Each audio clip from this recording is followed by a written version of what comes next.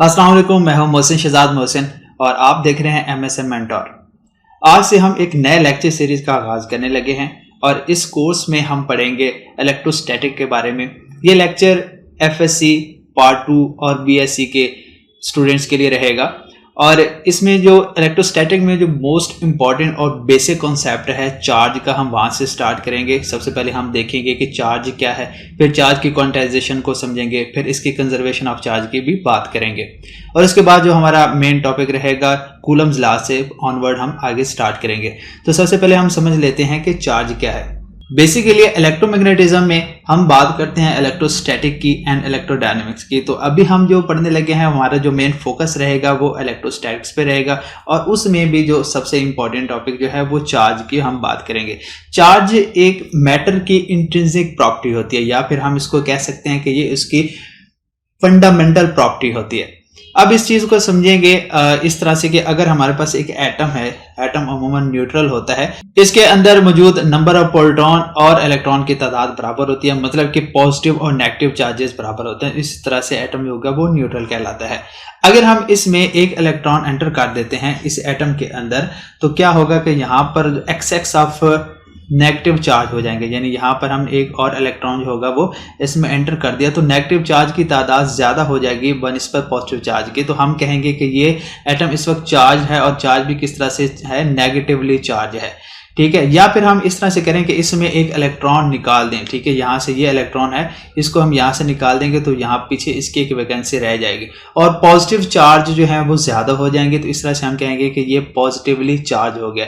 तो यहाँ से इस तरह से हम चार्ज जो है वो प्रोड्यूस करते हैं। एक और बात याद रखें, यहाँ पर मैंने वर्ड बोला है इंट्रिंसिक प्रॉपर्टी, मतलब कि ये एक ऐसी प्रॉपर्टी होती है जिसको हम फर्दर डिवाइड नहीं कर सकते, उसको तोड़ के बता नहीं सकते कि ये किस चीज से बने हुए हैं। चार्ज हम नहीं बता सकते किस चीज से बिल्कुल बने हुए होते हैं, जस्ट लाइक अ मैस की तरह। जैसे मैस हम नहीं बता सकते, मैस भी एक इंट्रिंसिक प्रॉपर्टी है। उसके बाद आगे हम चलते हैं, इसके सिंबल की बात करें तो जो चार्ज का सिंबल है वो कैपिटल लेटर Q या स्मॉल लेटर Q के साथ इसको डिनोट किया जाता है और इसका जो यूनिट होता है चार्ज का वो कूलम होता है। चार्ज एक स्केलर क्वांटिटी है। अब चार्ज का जो यूनिट होता है वो 1 कूलम होता है। अगर 1 कूलम चार्ज की हम बात करें तो हम कितने नंबर ऑफ इलेक्ट्रॉन्स की बात कर रहे होते हैं, हम बात कर रहे होते हैं 6.25 × 10⁻18 इलेक्ट्रॉन्स, मतलब कि इतने ज़्यादा जब इलेक्ट्रॉन्स होंगे तो हम कहेंगे उसको 1 कूलम चार्ज कह सकते हैं इसको, ठीक है। उसके बाद नेक्स्ट हम बात करते हैं इसके टाइप्स की। तो इसके दो ही टाइप्स होती हैं, एक पॉजिटिव चार्ज होता है और एक नेगेटिव चार्ज होता है। यहाँ पर हम इनकी प्रॉपर्टी देख लेते हैं कि जो पॉजिटिव चार्ज होंगे दोनों या दोनों नेगेटिव चार्जेस होंगे। हम इस तरह से भी कह सकते हैं जो लाइक चार्जेस होंगे वो हमेशा एक दूसरे को रिपेल करेंगे, जबकि ऑपोजिट चार्जेस एक दूसरे को अट्रैक्ट करते हैं। पॉजिटिव नेगेटिव अट्रैक्ट करेंगे जबकि लाइक चार्जेस दोनों पॉजिटिव या दोनों नेगेटिव एक दूसरे को रिपेल करते हैं। अब बात करते हैं हम इसमें कंजर्वेशन ऑफ चार्ज की। कंजर्वेशन ऑफ चार्ज का मतलब होता है कि चार्ज को हम क्रिएट नहीं कर सकते, डिस्ट्रॉय नहीं कर सकते, हाँ चार्ज को हम ट्रांसफर जरूर कर सकते हैं। इस बात को समझने के लिए मान लें हमारे पास दो तरह के चार्जेस हैं। एक के ऊपर जो चार्ज है वो पॉजिटिव 7 कूलम है, मतलब कि पॉजिटिव चार्ज है, और जबकि दूसरा चार्ज है नेगेटिव चार्ज। अगर इसको मैं A कह दूं और इसको B कहूं तो A के ऊपर 7 कूलम चार्ज है, B के ऊपर -3 कूलम चार्ज है। तो क्या होगा कि जब हम इन दोनों को इंटरेक्ट करवाते हैं A और B को, तो हमारे पास से दोनों को जब सेपरेट होंगे तो उन पर चार्ज क्या रह जाएगा। तो यहाँ पर ये A है, B है, इनको हमने इंटरेक्शन करवाई A और B की, तो मान ले कि इसके ऊपर जो चार्ज आ गया है वो -5 है। तो फिर यहाँ पर चार्ज कितना हो जाएगा, तो देखिए इंटरेक्शन से पहले इनका जो चार्ज है, टोटल चार्ज, अगर हम इसको मैं कहूँगा charge A plus charge B, ये बिल्कुल ऐसे ही है। कंजर्वेशन ऑफ चार्ज भी ऐसे ही होता है जैसे conservation of momentum, conservation of energy की हम बात करते हैं, ऐसे ही कंजर्वेशन ऑफ चार्ज भी होता है। तो इनकी कोलिजन से पहले जो चार्ज है वो हमने लिखा और फिर QA plus QB after collision हमने इनकी बात की। तो बिफोर कोलिजन है +7 -3 और यहाँ पर -5 आया, जबकि इसका हमें नहीं पता, ये हमने फाइंड करना है चार्ज ऑन B। तो यहाँ पर आंसर आता है हमारे पास 4 और यहाँ पर -5 प्लस QB, ये हमने फाइंड करना है। तो यहाँ पर 4 + 5 करेंगे और यहाँ पर चार्ज ऑफ B यानी कि 9 आएगा, 9 कूलम। तो इसका मतलब क्या हुआ कि जो हमारे पास जो दूसरा है चार्ज, इस यहाँ पर ये 9 कूलम, पॉजिटिव 9 कूलम चार्ज इसके ऊपर आएगा। अब अगर हम इनको ऐड करके देख लें तो यहाँ पर 7 माइनस 3 करने से 4 आएगा, और इधर हम 9 माइनस 5 करेंगे तो तब भी आंसर कितना 4 आ जाएगा। तो कोलिजन से पहले जितना चार्ज रहा है कोलिजन के बाद ही उतना ही चार्ज रहता है। इस तरह के को हम, इस कंसेप्ट को हम क्या बोलते हैं, conservation of the charge. Charge हमेशा कंजर्व रहता है। नेक्स्ट कंसेप्ट हमारे पास आ जाता है क्वांटाइजेशन ऑफ चार्ज का। क्वांटाइजेशन का मतलब होता है स्पेसिफिक या डिस्क्रीट वैल्यू, मतलब कि जो चार्ज की वैल्यू होती है वो 1 हो सकती है, 2 हो सकती है, 3, 4, 5 हो सकती है, लेकिन 1/2, 3/4 इस तरह से नहीं हो सकती। कॉन्टिन्यूसली हम इसको कह सकते हैं कि डिस्क्रीट वैल्यूज की पाई जाती हैं। लेकिन अगर हम स्मॉलेस्ट चार्ज की बात करें जो कि इंडिपेंडेंटली एग्जिस्ट करता है, वो चार्ज ऑफ इलेक्ट्रॉन है, जो कि 1.6 × 10⁻19 कूलम होता है। और ये चार्ज हमेशा integral multiple of the fundamental charge पाया जाता है। इस बात का क्या मतलब है, इसको हम यहां से समझते हैं। मान लीजिए हमारे पास दो चार्जेस हैं, चार्ज ए और चार्ज बी। यहाँ पे इसके ऊपर भी पॉजिटिव चार्ज है और नेगेटिव चार्जेस सेपरेटली मौजूद हैं। और यहाँ पर हम मान लें कि यहाँ से एक इलेक्ट्रॉन को दूसरी तरफ शिफ्ट किया है, मतलब एक चार्ज को दूसरी तरफ शिफ्ट किया है, यहाँ पर एक इलेक्ट्रॉन जो है वो ट्रांसफर हुआ है। मैं कह सकता हूँ यहाँ पर वन इलेक्ट्रॉन जो होगा वो यहाँ पर ट्रांसफर हुआ है। और फिर अगर इसमें से यहाँ से एक और इलेक्ट्रॉन जाता है इसी तरह से, तो हम इसको बोलेंगे कि यहाँ पर 2 इलेक्ट्रॉन यहाँ पर ट्रांसफर हो गया। अगर एक और जाता है तो हम बोलेंगे इसको 3 इलेक्ट्रॉन। ये मैंने बात की है सारे पॉजिटिव चार्ज के लिए, ठीक है। तो यहाँ पर नेगेटिव चार्जेस भी होंगे, अगर वो ट्रांसफर होंगे तो हम इसको कहेंगे -1 इलेक्ट्रॉन ट्रांसफर, यानी नेगेटिव चार्ज इलेक्ट्रॉन की बात हो रही है। -2 इलेक्ट्रॉन यहाँ पर ट्रांसफर हुआ है, -3 इलेक्ट्रॉन ट्रांसफर हुआ है। अप टू सो ऑन चलते चलते नंबर ऑफ इलेक्ट्रॉन है तो हम इसको n इलेक्ट्रॉन कह देंगे, और यहाँ पर इसको क्या -n इलेक्ट्रॉन कह देंगे। ये हम किसकी बात कर रहे हैं, हम चार्ज की बात कर रहे हैं जो कि ट्रांसफर हो रहा है। तो हम इसको इस तरह से कह सकते हैं कि जो चार्ज है वो पॉजिटिव -ne के इक्वल होता है, यानी integral multiple of the fundamental charge.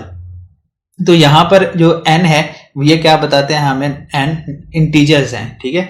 यहां पर n क्या होगा, इंटीजर्स हैं, जो कि इंटीजर्स क्या होंगे, +-1 2 3 4 अप टू सोन इस तरह से रहेंगे। लेकिन ये कभी भी 1/2 3/2 चार्ज नहीं होंगे। चार्ज हमेशा जो ट्रांसफर होंगे वो 1 या 2 करके ही ट्रांसफर होते हैं। तो ये कहलाती है क्वांटाइजेशन ऑफ चार्ज। नेक्स्ट हम बात करते हैं मेथड टू चार्ज या बेस टू चार्ज। तो सबसे पहला जो मेथड है चार्जिंग का वो है कंडक्शन, ठीक है। अगर हम कंडक्शन का मतलब होता है कि डायरेक्ट मेथड है। इस चीज को समझने के लिए हम सबसे पहले ये देख लेते हैं कि आइडेंटिकल स्फीयर का क्या मतलब होता है। आइडेंटिकल स्फीयर का मतलब है कि अगर शेप, साइज, मटेरियल, दो कंडक्टर है हमारे पास और दोनों मटेरियल की शेप, उसका साइज और वो मटेरियल भी वो सेम होंगे, तो जो चार्ज ट्रांसफर होगा वो बिल्कुल इक्वली ट्रांसफर हो जाएगा, ठीक है। यानी जितना एक स्फीयर के ऊपर चार्ज होगा उतना ही दूसरे स्फीयर के ऊपर भी चार्ज होगा। तो इस चीज को समझने के लिए हमने क्या किया कि दो तरह के हमारे पास आइडेंटिकल स्फीयर हैं। एक के ऊपर एक्स ऑफ नेगेटिव चार्जेस हैं और जबकि दूसरा न्यूट्रल है। हम दोनों को क्या इंटरेक्शन करवाते हैं, तो इंटरेक्शन की वजह से यानी एक दूसरे के साथ कांटेक्ट में लेकर आते हैं, डायरेक्ट कांटेक्ट में लेकर आते हैं। तो थोड़े ही टाइम के बाद जो कि यहाँ पर नेगेटिव चार्जेस होंगे वो न्यूट्रल बॉडी के ऊपर भी ट्रांसफर हो जाएंगे। तो जितने चार्जेस इस बॉडी के ऊपर होंगे उतने ही चार्जेस सेकंड बॉडी के, यानी अगर इस बॉडी ए की बात करूँ, बी की बात करूँ, तो जितने चार्जेस ए पर होंगे उतने ही बी पर आ जाएंगे और नेगेटिव चार्जेस दोनों में इक्वली डिस्ट्रीब्यूट हो जाएंगे। इस तरह से जब हम चार्जिंग करते हैं ये इसका डायरेक्ट मेथड या इसको कंडक्शन बोलते हैं। उसके बाद जो सेकंड मेथड है वो इंडक्शन है, ये है विदाउट कांटेक्ट। इसका क्या मतलब होता है, ऐसे ही हमारे पास एक्स ऑफ नेगेटिव चार्जेस हैं और उसको हम न्यूट्रल बॉडी के करीब लेकर आते हैं। यहाँ पर हम इसको एक दूसरे के साथ कांटेक्ट में नहीं रखेंगे बल्कि थोड़ा सा बीच में गैप रखेंगे, थोड़े फासले पर रखेंगे, यानी एक चार्ज दूसरे चार्ज के साथ कांटेक्ट में नहीं होना चाहिए, उसको कांटेक्ट में नहीं रखना। तो फिर क्या करेंगे कि यहाँ पर न्यूट्रल बॉडी है, तो न्यूट्रल बॉडी होने का मतलब क्या होता है कि इसके अंदर पॉजिटिव चार्जेस भी होंगे और नेगेटिव चार्जेस भी होंगे, सभी मौजूद होते हैं। होगा क्या कि जब इस नेगेटिव चार्ज को इसके करीब लेकर आएंगे तो ये इसमें से जो पॉजिटिव चार्ज होगा उनको अपनी तरफ अट्रैक्ट कर लेगा, यानी सारे पॉजिटिव चार्ज इस साइड पे आ जाएंगे और सारे नेगेटिव चार्जेस होंगे वो दूसरी साइड पे चले जाएंगे। जब हम इन बॉडी को सेपरेट करेंगे तो क्या होगा कि जो पॉजिटिव और नेगेटिव चार्जेस होंगे वो दोनों बॉडी के ऊपर सेपरेट हो जाएंगे। तो इस तरह से हमने इस एक चार्ज्ड बॉडी को एक न्यूट्रल बॉडी के करीब लाकर उसके साथ कांटेक्ट में नहीं रखा, करीब लाकर पॉजिटिव और नेगेटिव चार्ज इसमें से सेपरेट कर दिए। इस तरह का जो मेथड होता है वो इंडक्शन कहलाता है। इसकी एग्जांपल भी है यहाँ पर, जिस तरह आपको एनिमेशन में नजर आ रहा है कि हमने एक पॉजिटिवली चार्ज बॉडी को न्यूट्रल बॉडी के करीब लेकर आते हैं, तो ये पॉजिटिव चार्ज नेगेटिव को अपनी तरफ अट्रैक्ट कर लेता है और पॉजिटिव चार्ज को रिपेल कर देता है, और इस तरह से ये चार्जेस इसमें सेपरेट हो जाते हैं। लेकिन चार्ज हमने प्रोड्यूस कर लिया बाय मेथड ऑफ इंडक्शन। उसके बाद इसका जो थर्ड मेथड होता है वो है चार्जिंग बाय फ्रिक्शन, या हम कह सकते हैं कि रबिंग। ये अमूमन हम न्यूट्रल बॉडी के अंदर करते होते हैं। और किस तरह से ये चार्ज पैदा होता है कि जब हम एक बॉडी को दूसरे बॉडी के ऊपर रब करते हैं, मतलब ये हमारे पास एक न्यूट्रल रैग है और ये पीवीसी पाइप है, और इसको जब दोनों न्यूट्रल हैं तो दोनों को अब जब हम रब करेंगे तो इनकी काइनेटिक एनर्जी इंक्रीज करेगी, उससे थर्मल एनर्जी प्रोड्यूस होगी, और उसमें से जो इलेक्ट्रॉन होंगे वो एक दूसरे से ट्रांसफर हो जाएंगे। ठीक है, ट्रांसफर होने की वजह से यहाँ पर भी चार्ज प्रोड्यूस हो जाएगा। तो हम 3 तरह के मेथड से चार्ज बना सकते हैं, यानी conduction, induction and the friction. तो ये कुछ बेसिक कॉन्सेप्ट थे चार्ज के रिलेटेड। बाकी जो हम बात करेंगे इसके जो आगे के टॉपिक हैं, जैसे कि कूलम्स लॉ है, वो नेक्स्ट क्लास में पढ़ेंगे। ये चार्ज के रिलेटेड बातें समझना जरूरी थी। और फिर इन चार्ज के दरमियान जो हम फोर्स और इंटरेक्शन की बात करते हैं, ये हमें बताता है कूलम्स लॉ, जो कि हम नेक्स्ट लेक्चर में पढ़ेंगे। अल्लाह हाफिज।